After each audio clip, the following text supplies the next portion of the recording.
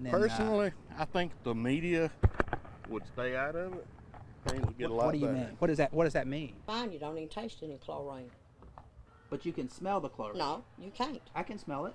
There is still a very active scene here on the campus of Delta State University. See an officer directing traffic. Lockdown still in effect because, in fact, there is an active search on right now for this man, Shannon Lamb, a Delta State University professor. Can you tell us where you went wrong, where this all started, where you started to go downhill? No, that's all I got to say. You have a great day. This was a bright green rag, and when I dropped it in the water and came back about 10 minutes later, I picked it up and wrung it out, and this was the result. A bleached towel is just the latest example of what Crystal Mullen says she's been complaining about for 3 years. We get out of the shower and we have bloody noses from it's like you're inhaling bleach the whole time, and you can taste it in your sinus cavity for the rest of the day. Mullen says the chlorine in her tap water is so strong, her kids' clothes came out of the washing machine badly bleached. My son's choir shirt that looks tie-dyed, his other beta shirt, and he had to go to a state beta convention with this on. She believes the chemicals are so strong in the water they killed this tree in her house. And Mullen says when the water isn't damaging her clothes, it's brown and smelly. Here's a photo of her bathtub. I don't know about sewage, but it has a foul odor to it.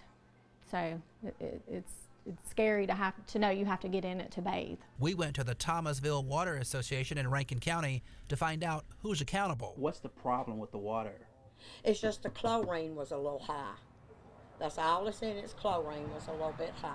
A spokesman told us chlorine leaked into the water supply after a part broke on one of the wells. They claim the water is safe to drink.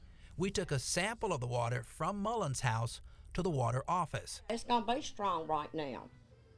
Would you drink that?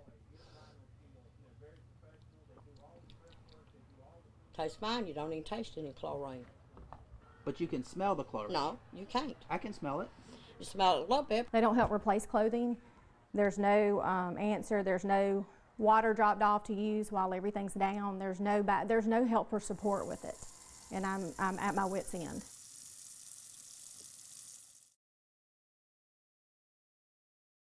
The petition was started by a woman from Jackson in the wake of the racially motivated hate crime at the Charleston church. One state lawmaker believes this symbol of the past should not be part of Mississippi's future. The Confederate flag represents a battle, a Civil War battle, which the South lost. State Representative Earl Banks says it's time for Mississippi to remove the Confederate flag. People are using this flag as a symbol of hatred, and that should not be a part of the flag of Mississippi, something that represents hatred, and that's what it's been adopted for. That's what it's being used for. Mississippi is the only state from the old Confederacy that still uses the rebel symbol as part of its state flag. It doesn't bother me one way or the other. Personally, I think the media would stay out of it. Things would get a lot better. What do you mean? What does that mean? Take it down! This week, the debate has heated up again after the suspect in the Charleston church massacre posed with Confederate flags and several different pictures. You think the Confederate flag had something to do with his hate? Is that what you say? Let's be honest with each other. Don't play games. We know what the flag is about. You know what the flag is about. And you know how people have used that flag for the wrong reasons. In 2001, 65% of voters decided to keep the Mississippi flag as is.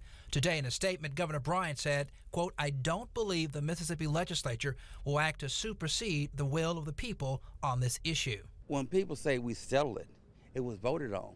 But you see the repercussions even now of the flag on Facebook, on YouTube, all the other social media, Twitter, and what people are using this flag for. People are using this flag as a symbol of hatred.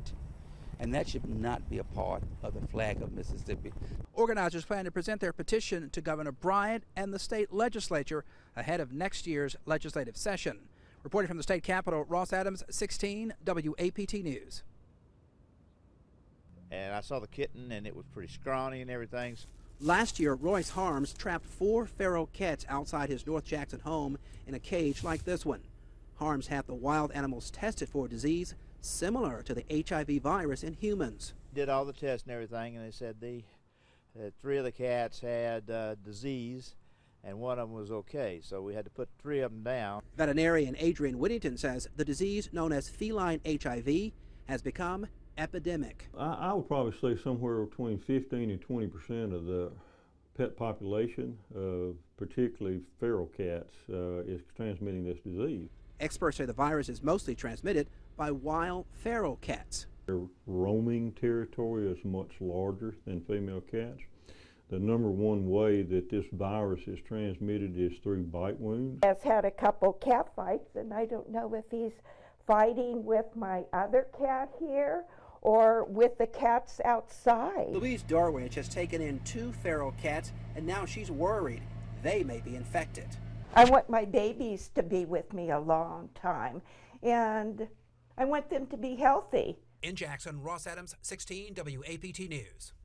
Obviously, this is real terrible, and I'm sorry. Former prison boss Chris Epps was remorseful Wednesday after he pleaded guilty on 2 federal corruption charges. And I have repented to God. I have also apologized to my family for this terrible embarrassment. Epps took a plea deal on the 49-count indictment that could have sent him to prison for more than 300 years. Prosecutors say they were prepared to prove their case with recordings, witnesses, and wiretaps. With the plea, the sentence could be much shorter. So he's facing a total of, 23 years in prison? Maximum statutorily right now is 23, right. The former prison chief appeared stone-faced as he stood before federal judge Henry Wingate.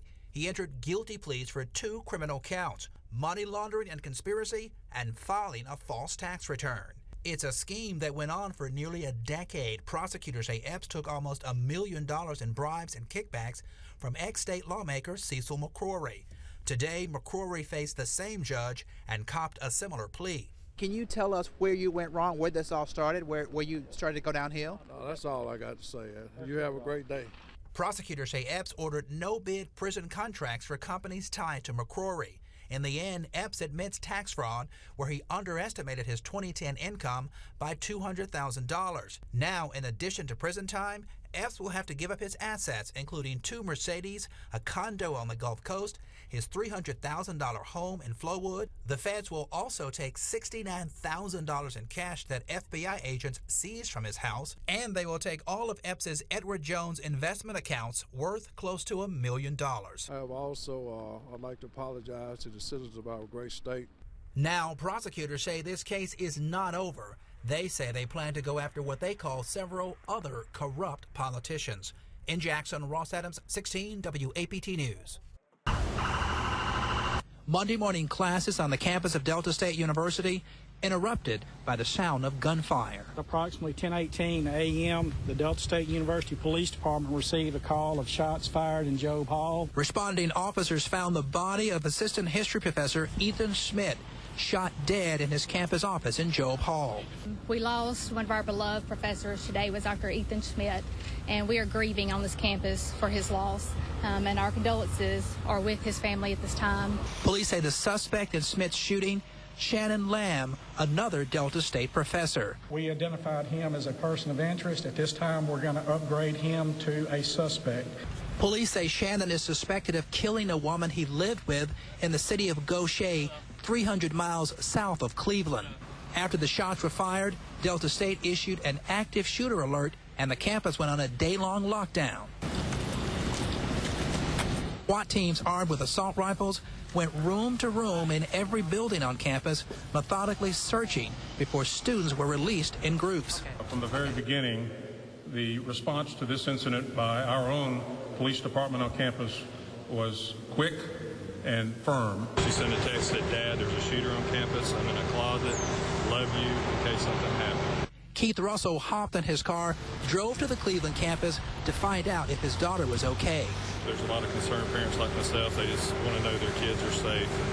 We want our parents of our students and their friends and loved ones to know that this campus is safe.